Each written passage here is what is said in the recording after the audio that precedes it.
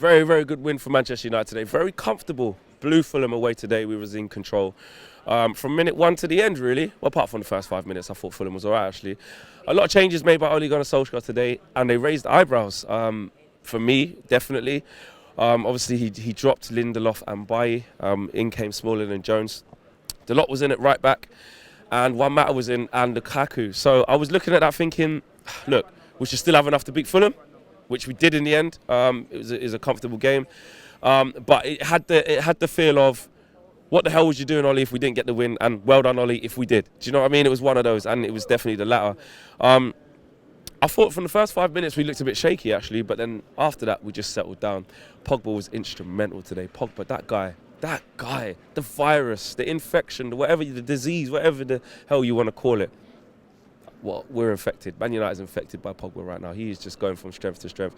He ran the midfield from the first half all the way through to the end of the game. And the first goal, I'm looking at it thinking, right, cross, easy cross. And it just shows the confidence in Pogba and the ability. He gave the keeper the eyes, gave the fans the eyes, probably gave the players the eyes, and just stuck it in a near post. Bad goalkeeping, but fantastic from Paul Pogba.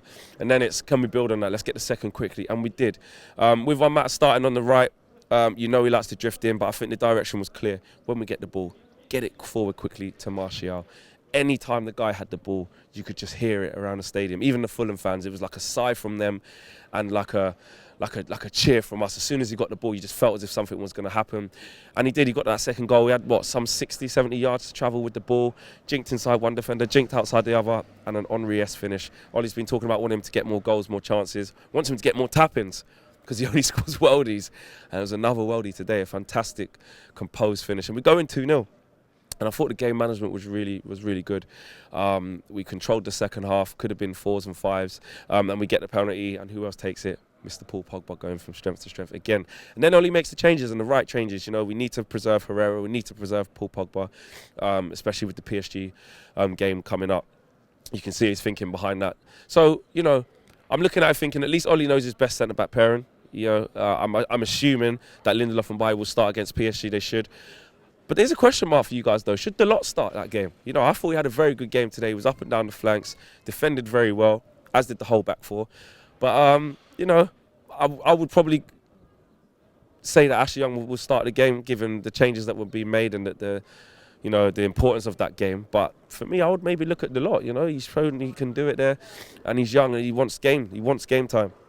So a very, very comfortable position to be in for us. We're now in the top 4. Hopefully Chelsea go and lose against Manchester City tomorrow. That's what we want to see. And then it's down to us. It's in our hands, from a position of 11, 12 points off top 4.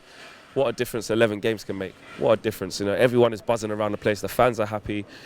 The media are talking about us again. The rival fans are pissed off and upset. We are genuinely back, and we're going to have a big say in the title race as well, for where the trophy is going to end up. So that talks for another day. Speaking to the fans out here today about the Phil Jones situation as well. Phil Jones had a good game today. But these are the games where, he can play. But I was outraged when I first saw the news being broke. And maybe now I'm thinking about it. A lot of fans have kind of, it's why it's good to talk to people, kind of saying, well, if he is going to be 4th or 5th choice, then maybe they can see why. For me, I just thought it was the perfect time to get rid of players who have not been performing, have not been fit, more to the point, and move them on, because his contract was going to be running down. And unless they're going to sell him in the summer, like how Fellaini, what happened with Fellaini, we gave him a new contract and sold him in January, then for me, I thought it was a time to kind of move on from that calibre of player. Because I think Phil Jones can play in games like this, can have good games, but against the better sides, we know obviously that it's not obviously what we want. But look, he played well today, so I'll give him kudos today. A lot of people on Lukaku's back again today, and I can see why. For me, we bought him for 75 million to be our main guy. Rashford has displaced him very quickly under the attacking football that we're trying to play. And for me, with Lukaku, is the biggest worry is that when Ollie came and started playing good football, I said, in a lot of videos that me and Rance have been doing, and Mark, I said, I actually think that with the football that we're playing under Ollie, Lukaku can flourish. We're going to create chances. We're going to be playing quick, counter-attacking football, fluid football. Someone like Lukaku will start getting a lot more goals and we'll see a little bit better from him. Hasn't quite worked out. It looks like everything good that we do doesn't even come through him. He's struggling to get involved in the play. So for me, it's a weird one. I can't see him having a long future. I can't see it. There were some fans saying they think you should sell him in the summer.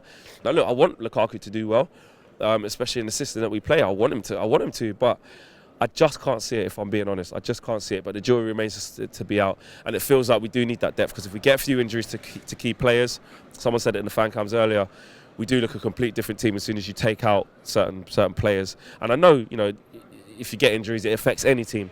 But with us, I think if we're going to get that top four, we need to keep everyone fit. So we are going to have to see rotation sometimes. I get it. Rashford's been running his arse into the ground in every single game. So is Jesse Lingard. I get it. We're not going to be able to see them on the pitch, but that could hinder our top four chances if we keep rotating too much. Guys, listen, we've won 3-0 here today. I'm buzzing. I'm over the moon. I got cold. I'm bunged up, but it was worth it. It was worth it. My man of the match, it has to be Paul Pogba. It has to be.